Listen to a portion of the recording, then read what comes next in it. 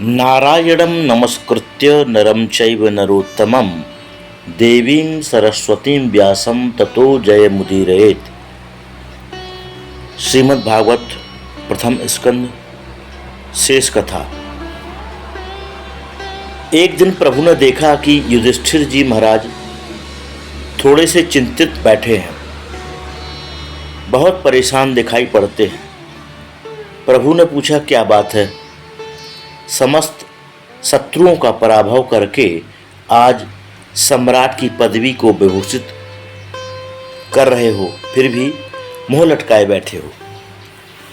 युधिष्ठिर जी भी व्यामोहित हो उठे। हे प्रभु, जरा बताओ, जिन महापुरुषों की उंगली पकड़कर चलना सीखा, जिनकी गोदी में खेले, जिनको हमेशा दंडवत प्रणाम किया, मैंने उन्हीं सबको समाप्त करके इस गद्दी को पाया है।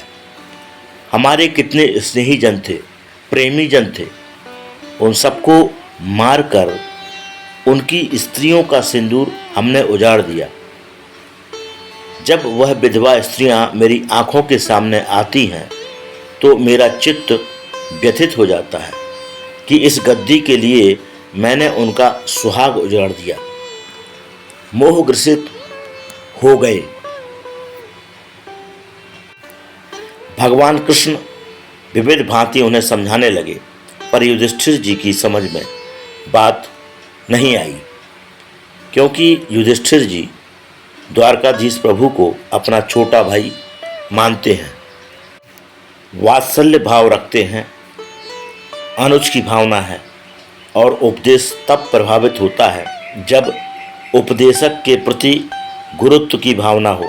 यही प्रवचन कोई सफ़ेद दाढ़ी वाला बोले तो ज़्यादा समझ में आएगा। भगवान समझ गए कि इन्हें किसी बुजुर्ग के पास ले जाना चाहिए। भगवान बोले, तो चलो पितामह भीष्म से मिलने चलते हैं।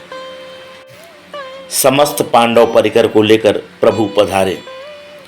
पितामह भीष्म बाणों की सैया पर लेटे हैं। जैसे ही पांडवों ने आकर प्रणाम किया, नेत्र खोलकर देखा, शरीर का हिलना डुलना भी संभव नहीं है। असह्य पीड़ा हो रही है। सामने अर्जुन दिखाई पड़ गए। अरे अर्जुन, तुम्हारा सारथी नहीं आया क्या? प्रभु तुरंत सामने आ गए। दादाजी, मुझे याद किया क्या? भीष्म बोले, अच्छा तो आप आए हो, फिर छुपकर क्यों खड़े हो? थोड़ा सामने आओ। भगवान तुरंत सामने आ गए। कहिए दादाजी, कैसे याद किया? पितामह भीष्म बोले, अर्जुन, पहचानते हो इन्हें? अर्जुन बोले, इन्हें कौन नहीं जानता दादाजी? भीष्म ने कहा, कौन है ये तो बताओ। अर्जुन बोले, हमारे मामा वासुदेव के पुत्र वासुदेव कृष्ण हैं। पितामह भीष्म हंसने लगे। वाह अर्जुन, कभी तो तुम मामा का लड़का बताते हो, कभी अपना सचिव बनाकर परामर्श लेते हो, कभी दूत बनाकर संदेश वाहक बना देते हो, कभी गुरुजी बनाकर गीता का ज्ञान ले लेते हो, कभी सारथी बनाकर घोड़ों की लगाम थमा देते हो। कितने नाते हैं तुम्हारे। यम मन्यसे मातुलेयम प्रियम मित्रम सुहृत्तमम अकरोह सचिवम दूतम सौहृदादत सारथिम। धन्य है प्रभु, आपके प्रेमी जो बनाते हैं आप वही बन जाते हैं, जो चाहो भगवान वही बन जाते हैं। भगवान सेवक बनने को भी तैयार है। कोई सेवक बनाने वाला तो मिले। तो पितामह भीष्म स्मरण कर रहे हैं,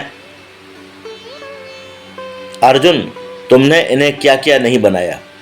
भगवान की ओर इशारा करते हुए पितामह भीष्म कहते हैं, प्रभु, अब एक अंतिम इच्छा मुझ दास की भी पूरी कर दो। हे प्रभु, यह देह बाणों की सैया पर आपके दर्शन की प्रतीक्षा में इसलिए पड़ा था कि जब तक आप नहीं पधारेंगे तब तक मैं जाने वाला नहीं हूँ। प्रतीक्षा करवाकर आप आए हो तो थोड़ी सी प्रतीक्षा मैं भी आपको कराना चाहता हूँ। मैं यही चाहता हूँ, जब तक मैं ना चला जाऊं तब तक आप भी ऐसे ही खड़े रहें। सदैव देवो भगवान प्रतीक्षताम कलेवरम यावदिदं हिनोम्यहम् प्रसन्नहासारुणलोचनो लसन मुखाम्बुजो ध्यान पथश्चतुर्भुजः। हे प्रभु, अहम यावत इदम कलेवरम हिनोमि तावत प्रतीक्षताम। मरना कोई अपनी इच्छा से तो नहीं होता। यदि अपनी इच्छा से मृत्यु होती तो शायद कोई मरना ही नहीं चाहता। परंतु पितामह भीष्म को स्वेच्छा मृत्यु वर प्राप्त है। वह तब तक, जब तक न जाना चाहें तब तक उन्हें मौत नहीं मार सकती। इसलिए कहते हैं कि जब तक मैं इस कलेवर को त्याग कर ना जाऊं तब तक प्रतीक्षा कीजिए और ऐसे ही खड़े रहिए। भगवान ने मन में सोचा, अच्छी ड्यूटी लगाई हमारी। अब भगवान जाने किस संबत में ये जाने का विचार बनावें और कब तक खड़ा रहना पड़े। जहाँ मुँह लटकाया कि पितामह भीष्म ने कहा, महाराज सुनिए, ये लटका हुआ चेहरा देखने के लिए थोड़े ही खड़ा कर रहा हूँ। जब तक खड़े हैं तब तक मुस्कुराते रहो महाराज, आपकी मुस्कान में अद्भुत चमत्कार है। हासम हरे रवनिताखिल लोक तीव्र शोका सुसागर विश्व क्षण मत्युराधारम। मानव के जीवन में जो शोक सागर है वह सब सूख जाता है। भगवान की मुस्कान को देखते ही खारा पानी जो भरा है वह खाली हो जाता है और प्रभु की मुस्कान का दर्शन करते ही उस पात्र में दिव्य प्रेमामृत भर जाता है। भगवान की मुस्कान पर मुग्ध हो गए पितामह भीष्म। धर्मराज की ओर इशारा किया। प्रभु ने, आप पूछ लीजिए भाई, जो कुछ आपके मन में संकल्प हो, विकल्प हो, कोई प्रश्न हो तो पूछिए। युधिष्ठिर जी महाराज प्रश्न करने लगे। पितामह भीष्म उत्तर देने लगे। बड़ा अद्भुत उपदेश दिया। इसे महाभारत में भीष्म गीता कहते हैं। जैसे महाभारत में भगवत गीता है, ऐसे ही यह भीष्म गीता है। दान धर्मान राजधर्मान मोक्ष धर्मान विभाग सह स्त्री धर्मान भगवत धर्मान समासभ्यास योगतः। समस्त धर्मों का बृहद व्याख्यान किया, पर किसी को संक्षेप में कहा, किसी को विस्तार से। उस दिव्य धर्म के मर्म को जानकर युधिष्ठिर जी महाराज सहित समस्त पांडवों का शोक दूर हो गया। अब माघ शुक्ल का दिन आ गया। पितामह भीष्म को लगा अब बढ़िया समय है। सूर्य उत्तरायण हो चुके हैं और प्रभु सामने खड़े हैं। माघ शुक्ल, इससे शुभ घड़ी और कब आएगी। उत्तरायण काल की प्रतीक्षा थी पितामह भीष्म को कि वह पूरी हो गई। 6 महीने उत्तरायण और 6 महीने दक्षिणायन में रहते हैं सूर्य भगवान। देवताओं के लिए दक्षिणायन रात्रि है, उत्तरायण दिन है। किसी के घर में दिन में जाओ तो दरवाजे खुल जाएंगे और रात में जाओ तो सवेरे तक प्रतीक्षा करनी पड़ेगी। तो दक्षिणायन में जो देहत्याग करके जाते हैं उन्हें दरवाजे बंद मिलते हैं और उत्तरायण में जाने वालों को दरवाजे खुले मिलते हैं, ऐसी शास्त्रीय मान्यता है। तो पितामह भीष्म को उत्तरायण की प्रतीक्षा थी और उधर हमारे प्रभु भी तो उत्तरायण हैं। उत्तरा के गर्भ में जाकर परीक्षित की रक्षा करने वाले भगवान उत्तरायण हुए। भगवान जिसके सम्मुख विराजमान हो उसी काल को उत्तरायण काल कहेंगे और भगवान जिससे विमुख हो जाएं तो जीव के लिए वही दक्षिणायन काल है। तो सूर्य भी उत्तरायण है और गोविंद भी उत्तरायण हैं, दोनों सम्मुख उपस्थित हैं। इसलिए अब देर करने की आवश्यकता नहीं। पितामह भीष्म ने 11 श्लोकों से भगवान की स्तुति करना प्रारंभ कर दिया। पुष्पिताग्रा छंद में स्तुति कर रहे हैं। बाबा भीष्म विचार करने लगे कि प्रभु के चरणों में पुष्प चढ़ाने के लिए कहाँ से लाऊं, तो अपने वचनों के ही सुमन पुष्पिताग्रा छंद में समर्पित हैं। इति मतिरुपकल्पिता वितृष्णा भगवती शाश्वत पुंगवे विभूम्नि स्वसुख मुपगते क्वचिद विहर्तुम प्रकृति मुपेयुषि यद भव प्रवाह। ये पितामह भीष्म के द्वारा बड़ी मधुर स्तुति है। पितामह भीष्म कहते हैं, प्रभु, इस देह यात्रा को संपन्न करने से पूर्व बस एक ही छोटी सी इच्छा है कि अपनी अविवाहिता बेटी का विवाह और कर देता। बेटी कुंवारी छोड़कर जाऊंगा तो अधूरापन रहेगा। बेटी का सुंदर वर ढूंढते ढूंढते परेशान हो गया, कोई मिलता ही नहीं। भगवान मुस्कुराए, बाबा, विवाह तो तुम्हारा हुआ नहीं, फिर तुम्हारी बेटी कहाँ से आ गई जिसकी चिंता तुम्हें पड़ी है। पितामह भीष्म कहते हैं, ये जो मेरी बुद्धि है इसी को मैंने अपनी बेटी बना लिया है। अच्छा, तो वर नहीं मिलता, बहुत ढूंढा। बेटी जैसी पढ़ी लिखी हो, सुशील हो, वर भी तो वैसा ही होना चाहिए। भगवान बोले, क्यों, तुम्हारी बेटी कोई ज़्यादा पढ़ी लिखी है क्या? भीष्म बाबा बोले, महाराज, ऐसी बेटी आपको दुनिया में कहीं नहीं मिलेगी। मेरी मति में सबसे बड़ी योग्यता यह है कि इसमें कोई तृष्णा नहीं है। संसार में किसकी बुद्धि है जिसमें तृष्णा ना हो? कोई वित्तृष्णा से ग्रसित है, कोई पुत्रेष्णा से, कोई लोकेष्णा से। सुत वित्त लोक इस नातीनी केहि के मति इन्ह कृत न मलिनी। सबकी मति तृष्णा से ग्रसित है, पर प्रभु, मेरी मति में कोई तृष्णा नहीं है। और ऐसी निर्मल मति का पति संसार में ढूंढने पर कहीं नहीं मिला, पर आपको देखकर आज लग रहा है कि मिल गया। अब ये खोज मेरी समाप्त हो गई। प्रभु, आपके जैसे सुंदर वर को भी तो वधू की आवश्यकता रहती है। आप कहते हो, मयि बुद्धिम निवेशयः, अतः यह निर्मल मति आपको समर्पित है। प्रभु, त्रिभुवन कमनीय आपकी इस श्याम छटा पर पीत पीतांबर ऐसा दमक रहा है जैसे तमाल वृक्ष की श्याम छटा पर सूर्य की रश्मियां पड़ने पर जो दिव्य शोभा होती है, वही आपके इस श्याम विग्रह पर पीतांबर की शोभा हो रही है। याद आता है वह क्षण जब युद्ध में अर्जुन आपको आदेश देता था, सेनयोरुभयोर मध्ये रथम स्थापय मेच्युत। दोनों सेनाओं के बीच मेरे रथ को ले चलो, देखूं तो सही कि मुझसे युद्ध करने कौन कौन आए हैं। तब भगवान घोड़े हाँकने लगे। जहां दोनों विशाल सेनाओं के बीच में रथ को खड़ा किया और भगवान बोले, अर्जुन, देख लो, हम तो बीच में ही आकर खड़े हैं, अब तुम भी बीच में ही खड़े रहना, इधर उधर मत डगमगा जाना। पर जब अर्जुन ने देखा तो डगमगा गया, हाथ पांव फूल गए। राम राम, जिनके चरण छूता था, जिनकी गोदी में खेलता था, जिनकी उंगली पकड़कर चलता था, क्या मुझे इनसे युद्ध करना पड़ेगा?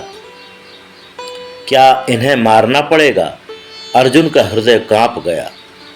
सपदि सखी वचो निशम मध्य निज पर योर बल यो रथम निवेश्य स्थितवती पर सैनिकायु रक्षणा हृतवती पार्थ सखे रतिर्ममास्तु। पितामह भीष्म एक रहस्य और उद्घाटित कर रहे हैं। प्रभु, अर्जुन तो अपने से लड़ने वालों को देख रहे थे, पर आप भी तो टुकुर टुकुर सब पर दृष्टि डाल रहे थे। आपने क्यों दृष्टिपात किया? आप क्या देख रहे थे? मैं जानता था कि आप क्यों देख रहे हैं। प्रभु ने पूछा, क्यों देख रहा था मैं, आप ही बताओ।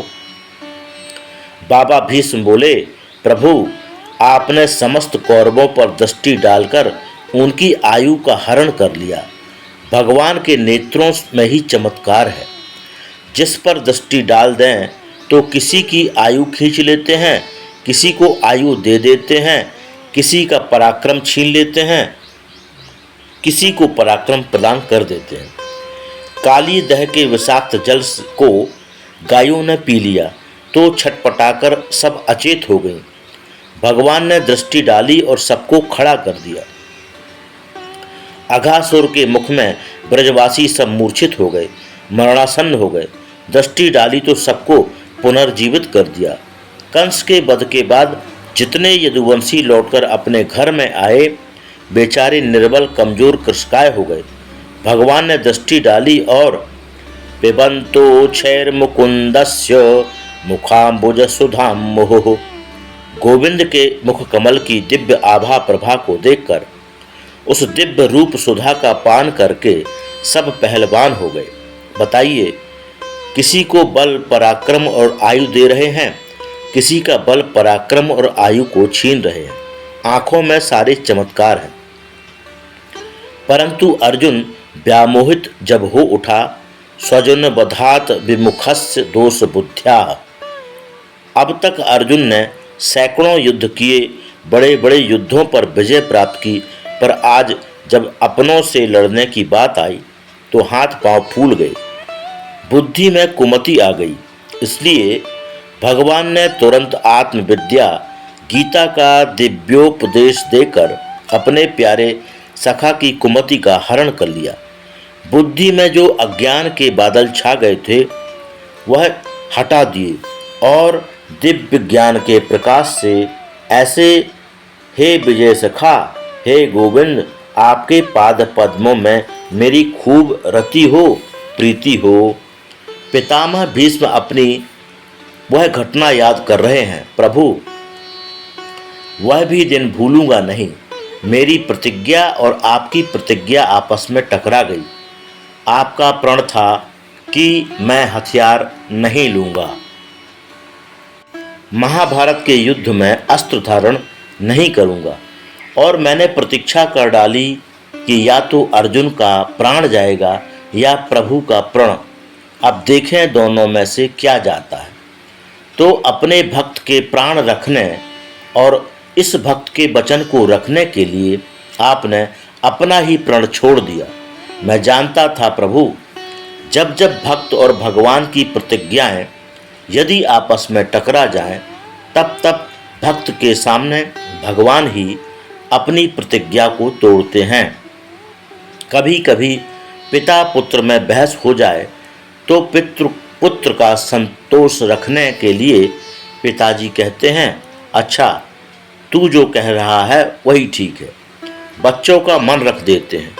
प्रभु, तीखे तीखे बाण मैंने चलाए तो आप अपने रथ के पहिया को ही सुदर्शन चक्र बनाकर मुझे मारने के लिए दौड़ पड़े। धृत रथ चरणोभ्यया चलद गुर हरि रिव। पृथ्वी कांप गई, आपका पीतांबर नीचे गिर गया।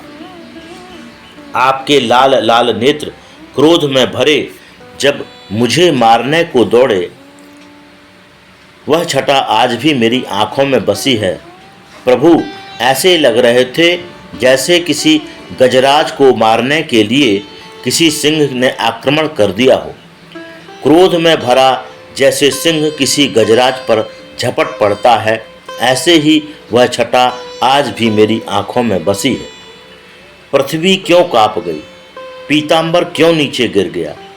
इस पर एक भक्त बड़ी सुंदर भावना प्रकट करते हैं कि पृथ्वी इसलिए कांप गई कि इनका कोई भरोसा नहीं, ये तो प्रतिज्ञा करते हैं और भूल जाते हैं। अरे महाभारत में अभी अभी प्रतिज्ञा की, अस्त्र नहीं लूँगा और उठा लिया। फिर मुझे भी तो इन्होंने प्रतिज्ञा पूर्वक वचन दिया था कि देवी घबराना मत, मैं आऊँगा, तेरा भार दूर करूँगा। इन्होंने वचन दिया, मैं सुनकर निश्चिंत हो गई कि अब मेरा भार प्रभु निश्चित दूर करेंगे। इन्होंने मुझसे प्रतिज्ञा की है, पर जब यह देखा कि ये प्रतिज्ञा भूल भी जाते हैं तो पृथ्वी घबरा गई। मेरी तो बहुत पुरानी प्रतिज्ञा है, कहीं उसे भी न भूल जाएं। इन्हें कैसे याद दिलाऊं कि मेरा भी प्रण याद है या उसे भी भूल गए। इसलिए पृथ्वी कांप गई। तो भगवान ने अपने उत्तरी को आदेश दिया कि जाओ जाओ, इसे समझाओ, ये बिल्कुल ना घबराए, इसका प्रण मुझे याद है। अरे इसके लिए ही तो आया हूँ। इसलिए पीताम्बर मानो उछल पड़ा प्रभु के आदेश पर भूदेवी को समझाने के लिए कि हे देवी, घबराना मत, ये तो प्रभु के भक्तों के बीच में लीला चल रही है। तेरा प्रण भूलने वाले नहीं है प्रभु, तू तो उनकी प्रिया है। तो मानो पीताम्बर पृथ्वी को आश्वासन प्रदान करने के लिए कूद पड़ा। इस प्रकार पितामह भीष्म ने बड़े सुंदर भावपूर्ण शब्दों से भगवान की स्तुति की और वह नैष्ठिक ब्रह्मचारी श्री पितामह भीष्म आज प्राणांत काल में भगवान के उस दिव्य रसमय रास का दर्शन करने लगे। ललित गति विलास बल गुहास प्रणय निधीक्षण कल्पितो रुमाना कृत मनुकृत वत्य उन्मदांदा प्रकृति गमन किल यस्य गोप बध्व। पितामह भीष्म गोप बधूटियों के बीच में विहार करते हुए उन बिहारी जी का स्मरण कर रहे हैं। कल्पना कीजिए कि नैष्ठिक व्रतधारी श्री पितामह भीष्म जब भगवान के उस महाराज का स्मरण करें तो महाराज कोई प्राकृत होगा, कोई साधारण होगा। अंतकाल में पितामह भीष्म योगेश्वरेश्वर श्री कृष्ण की उस अद्भुत लीला का ध्यान कर रहे हैं। भगवान के द्वारा मंद मंद मुस्कुराना, तिरछी चितवन से गोपियों के चित्त को चुराना, मंद गति से ठुमका मारकर चलना और नाचना, उन समस्त एक एक चेष्टाओं के द्वारा गोपियों के चित्त को चुराने वाले प्रभु का ध्यान कर रहे हैं। अब उस दिव्य छटा का ध्यान करते करते सबके हृदय में हरि का दर्शन करते पितामह भीष्म ने 5 भौतिक देह त्यागा और भगवान के परम पद को प्राप्त हो गए। सर्वे बभूवुस्ते तूष्णीम। पितामह भीष्म के महाप्रयाण के समय सब शांत हो गए। मानो सूर्यास्त होते ही पक्षियों का कलरव शांत हो जाता है और थोड़ी ही देर में तत्तदुन्दुभयो ने दुर्देव मानव वादिता। आकाश में अचानक दुंदुभियां बजने लगीं। पितामह भीष्म के ऊपर सुमन वृष्टि होने लगी। सारे जगत ने पितामह भीष्म के सौभाग्य की सराहना की। वाह, हर प्राणी यही तो चाहता है कि जब मेरा अंतकाल आवे तो प्यारे का नाम मुँह पर आ जावे, उनकी छटा आँखों के सामने होवे। आज सब कुछ पितामह भीष्म को प्राप्त हो गया। माधव मंद मंद मुस्कुराते, पीताम्बर लहराते आँखों के सामने खड़े हैं और उनकी वही बाकी झांकी हृदयंगम किए पितामह भीष्म देहत त्याग कर रहे हैं। द्वारकाधीश प्रभु पांडवों के शोक का पितामह भीष्म द्वारा निराकरण करवाकर अपने प्रिय भक्त भीष्म का अंतिम मनोरथ पूर्ण करते हुए पुनः पांडवों से द्वारिका जाने की अनुमति प्राप्त करके चले गए। विविध देशों में परिभ्रमण करते हुए द्वारिका में पधारे। द्वारिका वासियों ने बड़ा ही दिव्य भव्य भगवान का बहुत दिनों के बाद आगमन हुआ है, इसलिए अद्भुत सम्मान किया। सभी से भगवान यथा योग्य मिले। शौनक जी ने पूछा, भगवान परीक्षित का क्या हुआ? उत्तरा के गर्भ की भगवान रक्षा करके तो गए, उसके बाद में उनका जन्म कैसे हुआ? तब सूत जी को स्मरण आया, अरे महात्माओं, ठीक पूछा आपने। भगवान की कृपा से वह बालक मात्र गर्भ में बिल्कुल सुरक्षित रहा। समय आने पर सकुशल उसका जन्म भी हुआ। ब्राह्मणों ने उसका जात कर्म संस्कार किया। उस बालक का नाम रखते हैं विष्णुरातः, विष्णुना रातः दत्तः। भगवान विष्णु श्री कृष्ण की कृपा से ही माँ के गर्भ में इसकी रक्षा हुई, इसलिए इसका नाम विष्णुरात। पर ये बालक जिसकी गोद में जाता है या इसके सामने जो भी आता है उसी को टुकड़ों टुकड़ों देखता है। क्या ये वही है जो मेरी माँ के गर्भ में बचाने आया था? यह 4 हाथ वाला कौन है? हर चेहरे को ध्यान से देखते थे, इसलिए प्यार से इनका नाम पड़ा परीक्षित। परीक्षित का अर्थ होता है परितः ईक्षिते इति परीक्षितः। ना जाने ये चारों तरफ किसे ढूंढता रहता है, तो परीक्षित के नाम से ही बालक विख्यात हुआ। समय आया, एक दिन विदुर जी तीर्थ यात्रा करते हुए आए। पांडवों ने उनका बड़ा भारी सम्मान किया। रात्रि के समय एकांत पाकर धृतराष्ट्र से मिलने विदुर जी गए और पूछा, महाराज कैसे हैं आप?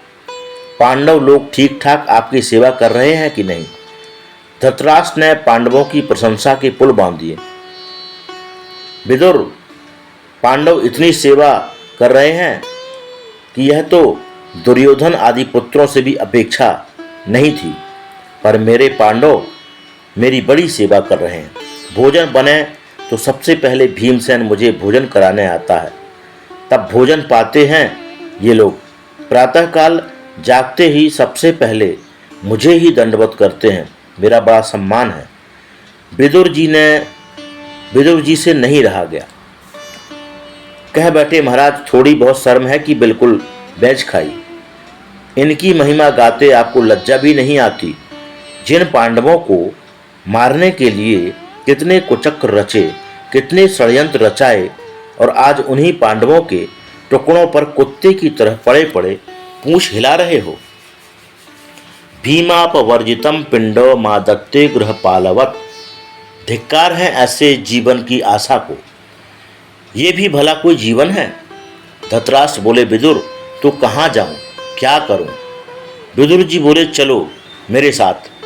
और रातों रात धृतराष्ट्र व गांधारी को लेकर विदुर जी बाहर निकल गए। नियमानुसार प्रातःकाल जब पांडवों ने जागते ही ताऊ जी को दंडवत करने के लिए भवन में प्रवेश किया, तो ताऊ जी का कोई पता नहीं चला। संजय से पूछा तो संजय ने भी मना कर दिया, मुझे भी नहीं मालूम। बहुत ढूंढने पर दूर दूर तक कोई पता नहीं चला।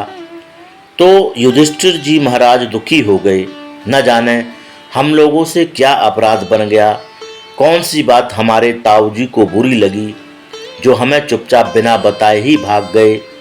उसी समय देवर्षि नारद प्रकट हुए और धर्मराज को समझाया कि राजन आप दुखी ना होएं, अब तुम्हारे ताऊ जी को विदुर जैसे महापुरुष का सानिध्य मिल गया है, अब उनका निश्चित कल्याण हो जाएगा। उनकी ओर से आप निश्चिंत हो जाएं, तब पांडवों को शांति मिली। समय बीतता गया, धीरे धीरे अपशकुन बहुत बढ़ने लगे। भगवान द्वारकाधीश द्वारिका गए, अर्जुन को साथ में ले गए। आज पूरे 7 महीने बीत गए पर अर्जुन नहीं आया। धर्मराज को शंकाएं होने लगी। भीमसेन से बोले, भैया भीम, आज पूरे 7 महीने बीत गए, ना जाने क्या बात है, ना अर्जुन आया ना उसका संदेश। बड़े बड़े भयंकर अपशकुन मुझे बड़े भारी अनिष्ट का संकेत दे रहे हैं। मंदिरों में दर्शन करने जाता हूँ तो देव प्रतिमाएं रोती हुई सी नजर आती हैं। पुच्छल तारा का उदय होने लगा है। गाय को बछिया का दूध पीते देखा, ये बड़ा भारी अनिष्ट का संकेत है। गता सप्ताधुना मासा भीमसेन तवानुजः नायाति कस्य वा हेतोर नाहं वेदेद मंजसा। 7 महीने तक अर्जुन अभी तक लौटकर क्यों नहीं आया? नहीं आना था तो संदेश क्यों नहीं भेजा?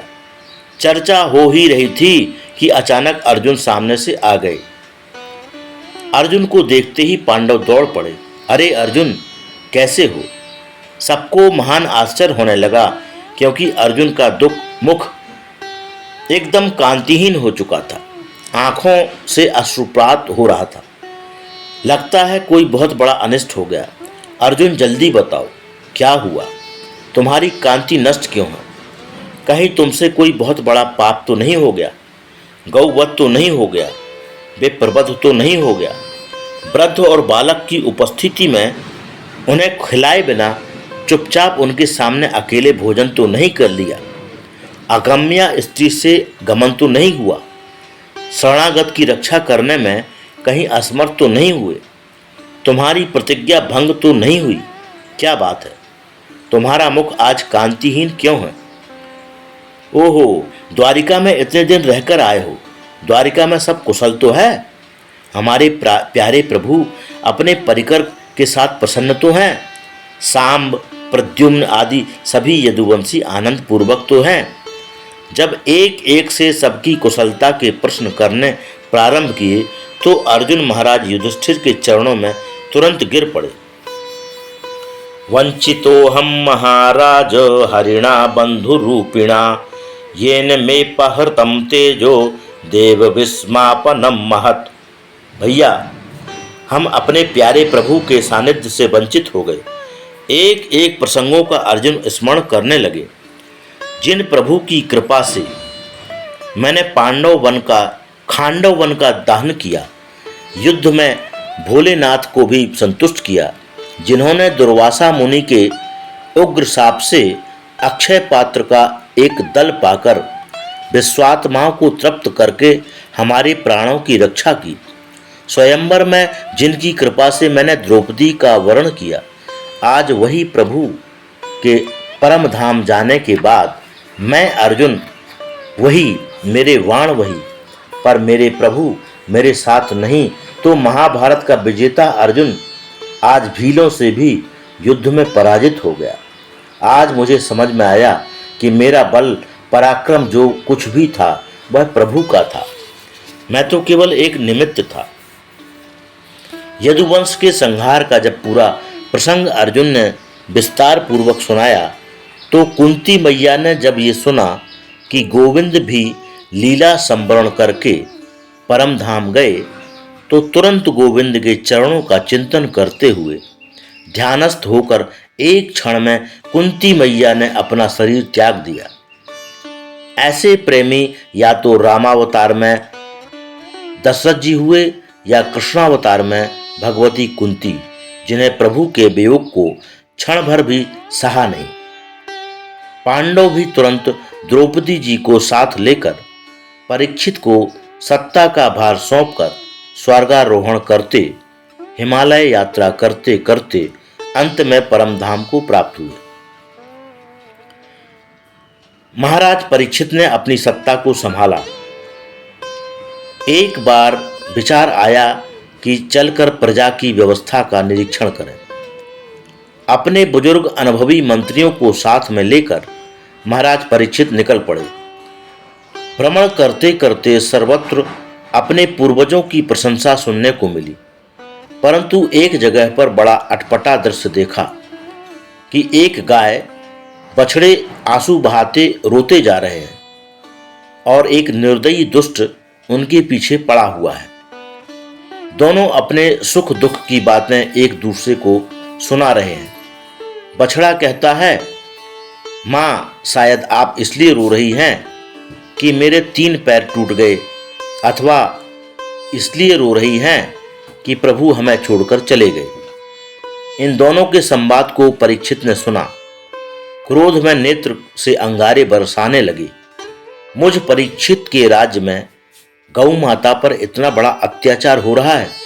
अरे, जिन गायों की रक्षा के लिए मेरे प्रभु गोपाल बनकर वन वन विचरण करते रहे, उनके परमधाम जाते ही मेरी गायों पर इतना अत्याचार।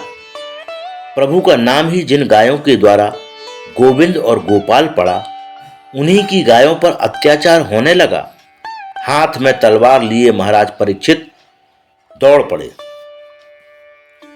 हे गौ माता, जब आपको रोने की आवश्यकता नहीं, प्रभु परमधाम गए तो क्या हुआ? अभी परीक्षित जिंदा है।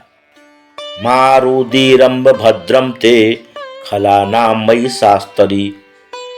क्रुद्ध हुए महाराज परीक्षित जैसे ही आगे बढ़े उस दुष्ट को दंड देना चाहते थे कि वह दीनवत शरणम गतः मुकुट उतारकर चरणों में गिर गया। त्राहि माम, महाराज क्षमा करें, रक्षा करें। शरणागत की रक्षा करना छात्र धर्म है। यह जानकर महाराज परीक्षित ने तलवार को म्यान में रख लिया और कहा, हे गौ माता, आप कौन हैं? मैं जान गया आप साधारण गाय बछड़े तो हो नहीं सकते। आपके संवाद को सुनकर मैं समझ गया।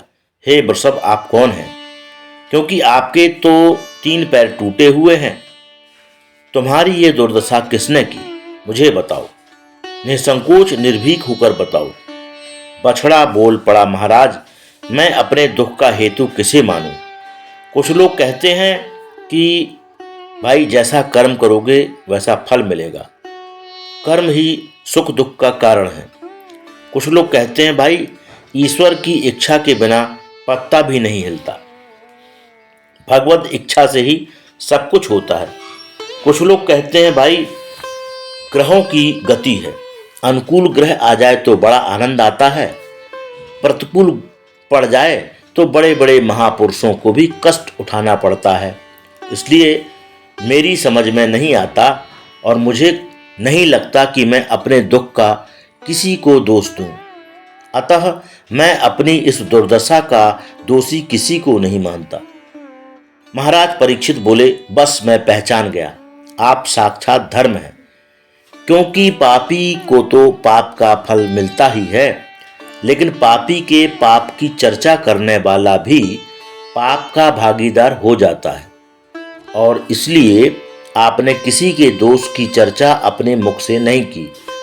आप साक्षात धर्म हैं और यह गौ माता साक्षात धरणी पृथ्वी है, जिनका भार उतारने के लिए प्रभु आए थे, पर अब लीला संवरण करके परमधाम चले गए, इसलिए उनके वियोग में दुखी है। पर ये धूर्त कौन है जो तुम दोनों के पीछे पड़ा है, ये समझ में नहीं आया। क्यों भाई, तेरा परिचय? चरणों में गिरकर बोला, सरकार मैं कलयुग हूं। परीक्षित बोले, अच्छा तो तू कलयुग है, मेरे राज्य की सीमा में प्रवेश करने का दुस्साहस कैसे हुआ तुझे? कलयुग बोला, सरकार ये बताइए कहां आपका राज्य नहीं है?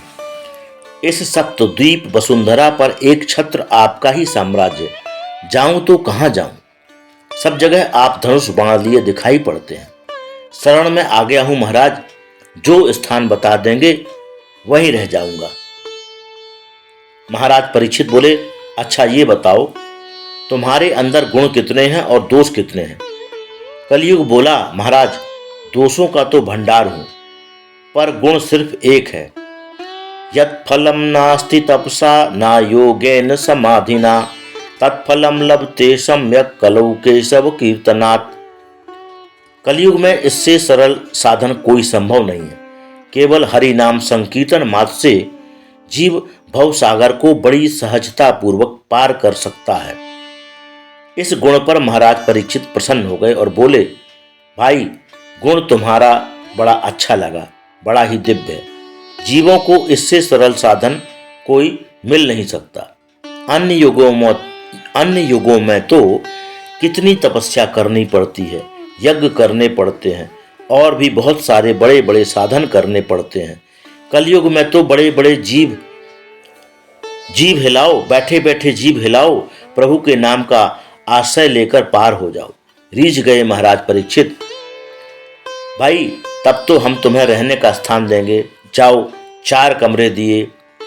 द्यूतम पानम स्त्रियः सूना यत्रा धर्मश्चतुर्विध। जहाँ जुआ खेला जाए, जहाँ मदिरापान हो, जहाँ पर लंपट पुरुष रहते हों और जहाँ जीव जंतुओं की हिंसा होती हो। कलयुग गिड़गिड़ाता हुआ बोला, महाराज परिवार बहुत बड़ा है, 4 कमरों में गुजारा नहीं हो पाएगा। और फिर आपने जैसी शकल देखी वैसे ही कमरे दे दिए हमें। अरे कम से कम एक गुण मेरा आपको बहुत पसंद आया, तो क्या एक बढ़िया सा कमरा नहीं मिलेगा? बढ़िया सा एक कमरा मिल जाए बस। अच्छा तो बोलो कौन सा स्थान और चाहिए। कलयुग बोले महाराज केवल स्वर्ग स्वर्ण में सोने में निवास और मिल जाता तो अपना काम चल जाता। पुनश्चा याच मानाय जात रूप मदात्म प्रभु। स्वर्ण में निवास मांगा। महाराज परीक्षित चूंकि प्रसन्न थे, गुण पर रिझे थे, इसलिए तुरंत कह दिया अच्छा जाओ, हमने तुम्हें स्वर्ण में भी निवास दिया। अब एक शंका होती है कि एक और प्रथम स्कंध में तो सूत जी महाराज कह रहे हैं कि महाराज परीक्षित ने कलयुग को स्वर्ण में निवास दे दिया, पर दूसरी ओर भागवत के एकादश स्कंद में विभूति योग का वर्णन करते हुए उद्धव से भगवान स्वयं कहते हैं धातु नामस्मि कांचनम। हे उद्धव, धातुओं में स्वर्ण मेरा ही स्वरूप है, उसमें मेरा निवास है। अब लो, भागवत में ही लिखा है कि स्वर्ण में कलयुग का निवास है और भागवत में ही भगवान कह रहे हैं कि मेरा निवास स्वर्ण में है, तो अब किसका निवास माने। इसका समाधान यह है कि ईमानदारी से प्राप्त किए हुए स्वर्ण में भगवान का निवास है। कुछ लोगों ने कहा सरकार ईमानदारी से तो कम ही लोग हैं जो सोना पहन पाते हैं, कृपया कुछ और संशोधन कीजिए। तो गोस्वामी तुलसीदास जी महाराज ने रामचरितमानस में एक संकेत दे दिया, संसार की कोई वस्तु है ही नहीं जिसमें दोष ना हो। जड़ चेतन गुण दोषमय विश्व कीन्ह करतार। भोजन करते हैं तो अन्न में दोष, वस्त्र पहनते हैं तो वस्त्र में दोष, हर वस्तु सदोष है। परंतु जो वस्तु भगवान को निवेदित कर दी जाए वह निर्दोष हो जाती है। अन्न में दोष है, पर ठाकुर जी का भोग लग जाए तो वह प्रसाद बन जाता है, फिर अन्न नहीं रह जाता, भगवत प्रसादी हो जाता है, उसका सारा दोष दूर हो जाता है। इसलिए जो भी वस्तु संसार की ग्रहण करो उसे भगवान को समर्पित करके ग्रहण करो। भोजन करना है तो भोग लगाकर, वस्त्र पहनना है तो ठाकुर जी को पहनाकर ऐसे ही अलंकार पहनना है। होगा स्वर्ण में दोष, पर पहले ठाकुर जी को पहना दो और ठाकुर जी का प्रसाद बनाकर आप धारण कर लो। ऐसा करने पर उसमें फिर साक्षात प्रभु का ही वास होगा। अतः भगवान का प्रसाद बनाकर ही वस्तु को ग्रहण करना चाहिए। तुम ही निवेदित भोजन करहि, प्रभु प्रसाद पटभूषण धरहि। एक दिन महाराज परीक्षित स्वर्ण मंडित मुकुट धारण करके शिकार खेलने के लिए निकल पड़े। दिग्भ्रमित हो गए। भूख प्यास से पीड़ित होकर महर्षि समीक की कुटिया में पहुंच गए। बाहर खड़े होकर खूब आवाज लगाई, पर कोई उत्तर नहीं मिला। कुटिया के भीतर महाराज परीक्षित ने जाकर देखा तो समीक मुनि समाधिस्थ बैठे थे। राजा को भ्रम हो गया। मृषा समाधि राहो स्वित, इसकी ये झूठी समाधि है, ये मेरा शब्द सुन रहा है, पर आंख बंद करके इसलिए बैठ गया ताकि राजा के चक्कर में कौन पड़े, अपने आप चिल्लाकर चला जाएगा।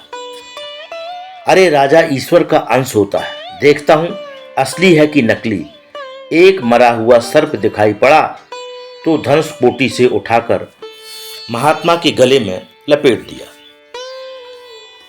पर महात्मा भी असली और उनकी समाधि भी असली, उन पर कोई अंतर नहीं पड़ा। महाराज परीक्षित तो चले गए। संत को समझने में भूल हो जाए तो परिणाम बहुत भयानक होता है। कहीं असली को नकली समझ बैठे तो खतरा ही खतरा, और कहीं नकली को असली समझ बैठे तो भी बहुत बड़ा खतरा। रामचरितमानस में प्रताप भानु की कथा आपने सुनी होगी। एक पाखंडी महात्मा के चक्कर में पड़कर राजा प्रताप भानु का सर्वनाश हो गया। एक पाखंडी पर विश्वास करके इतना भयंकर परिणाम हुआ। और भागवत में एक असली संत को नकली समझ बैठने की गलती कर बैठे परीक्षित मरा सर्प डाल दिया चले गए। यह दृश्य एक बालक ने देखा और दौड़कर समीक ऋषि के पुत्र को सूचित किया। जो कौशिकी नदी के तट पर खेल रहा था। जहां पूरा समाचार सुनाया कि वह ऋषि कुमार क्रोध में भर गया। वह बालक तुरंत नदी के जल में प्रविष्ट हो गया और कौशिक्याप उपस्पृश्य वाग वज्रम विससर्जहा, कौशिकी नदी का जल अपने हाथ में लेकर महाराज परीक्षित को भयंकर शाप दे दिया। इति लंघित मर्यादम तक्षकः सप्तमे हनि दंक्षति स्म कुलांगारम चोदितो में ततद्रुभम। एक कुलांगार, तुम्हारे पूर्वजों ने सर्वदा संतों की चरण रज अपने मस्तिष्क पर धारण की और तूने संतों का अपमान किया। जा, मेरा साप है। तूने सर्प के द्वारा मेरे पिता का अपमान किया है, तो आज से 7वें दिन सर्प का ही तुझे ग्रास बनना पड़ेगा। सर्पदंश से तेरी मृत्यु होगी। ऐसा कहकर जल छोड़ दिया और वह बालक अपने पिता के सम्मुख आया। गले में मरा हुआ सर्प देखा तो मुक्त कंठो रुरोधहा, इतना क्रोध उस बालक को हुआ कि अपमान की आग में जलता हुआ रोने लगा। जब जोर जोर से रोया तो समीक मुनि की समाधि खुल गई। नेत्र खोलकर देखा कि गले में मरा सर्प पड़ा है। उतार कर फेंक दिया। पुत्र को गोद में ले लिया। बेटा, क्या हुआ? तू इतना क्यों रो रहा है? कंठावरुद्ध होने से बालक तो कुछ नहीं बता सका, पर अन्य जो बालक थे उन्होंने सारा वृत्तांत बतलाया। सारा समाचार सुनते ही जहां ये शब्द कान में पड़ा कि मेरे पुत्र ने 7 दिन में मरने का शाप परीक्षित को दिया है, अत्यंत खिन्न मन हो गए। अपने पुत्र से बोले, अरे बेटा, तूने कितना बड़ा अनर्थ कर दिया। जिस महाभागवत की रक्षा करने के लिए हमारे प्रभु माँ के गर्भ में गए और उत्तरा के गर्भ में जाकर उस बालक की रक्षा की, उस परम वैष्णव परीक्षित को तुमने इतना बड़ा शाप दे दिया। अब इस भारत भूमि को परीक्षित जैसा धर्मनिष्ठ धर्मात्मा राजा नहीं मिल सकता, क्योंकि अब जो राजा होंगे सब धर्म निरपेक्ष होंगे। धर्म से उनका कोई मतलब नहीं होगा। परीक्षित जैसा धर्मात्मा कहाँ मिल सकता है? जब राजा धर्मात्मा नहीं होगा तो प्रजा में धर्म कहाँ होगा? प्रजा जब धर्मनिष्ठ नहीं होगी तो वर्ण संकरता फैलेगी और ये सारे दोष का कारण तू बनेगा। हे प्रभु, ये क्या अनर्थ हो गया। मेरे पुत्र को हमारे अपराध को क्षमा करो। पर अब जो होना था वह हो चुका। तुरंत अपने सेवक को भेजकर परीक्षित को यह सारा समाचार सुनाया। जहां परीक्षित महाराज ने सुना कि 7वें दिन मरना सुनिश्चित है, तो सब कुछ छोड़कर सीधे गंगा तट पर सुख तीर्थ में जाकर विराजमान हो गए। पश्चाताप की आग में जल उठे। जिन संतों का मैंने सर्वदा सम्मान किया, आज उन संतों का अपमान करने की भावना मेरे मन में आई कैसे? ये नीच कर्म मैं तो सोच भी नहीं सकता था। अहो मया नीच मनार्यवत् कृतम निरागसी ब्रह्मणि गूढ़ तेजसी। बारंबार पश्चाताप करते हुए महाराज परीक्षित गंगा तट पर आकर विराजमान हो गए।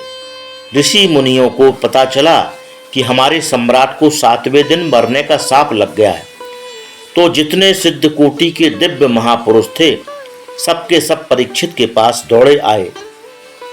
अत्रिर्वसिष्ठश्च वनः शरद्वान् अरिष्टनेमि भृगुरंगिराश्च पराशरोगाधिसुतोऽथ राम उतथ्य इंद्र प्रमदेध्म बाहौ।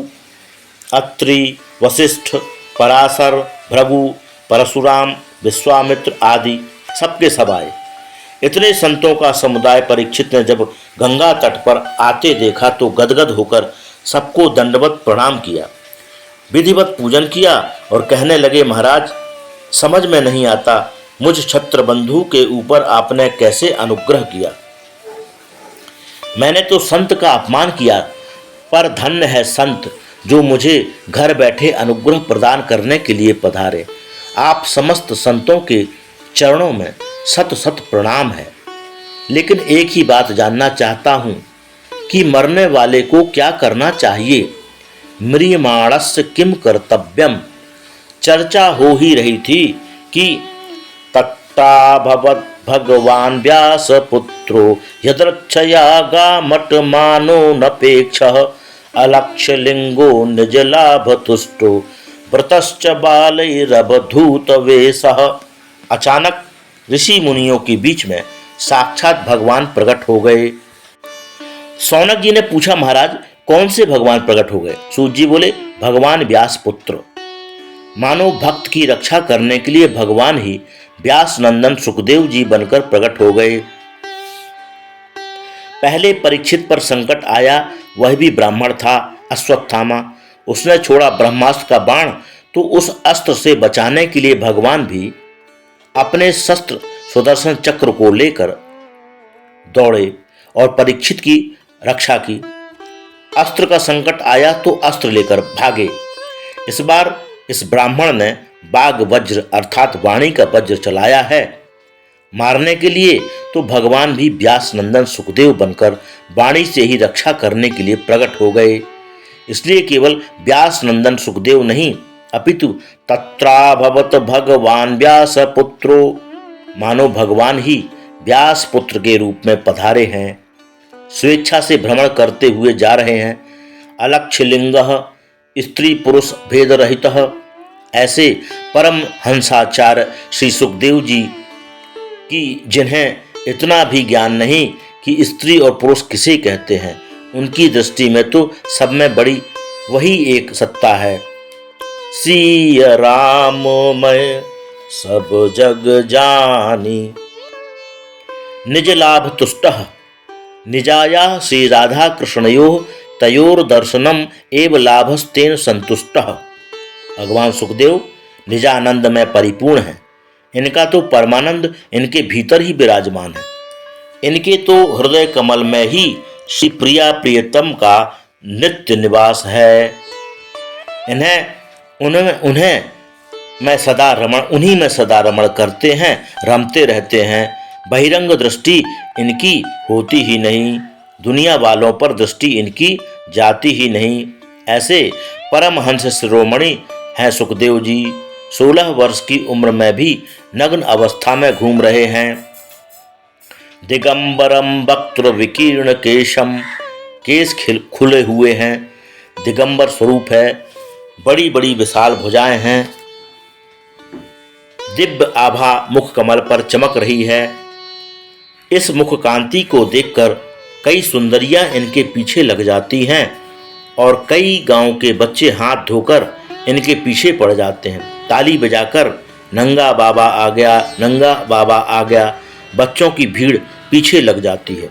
पर सुखदेव जी पर कोई अंतर नहीं पड़ता।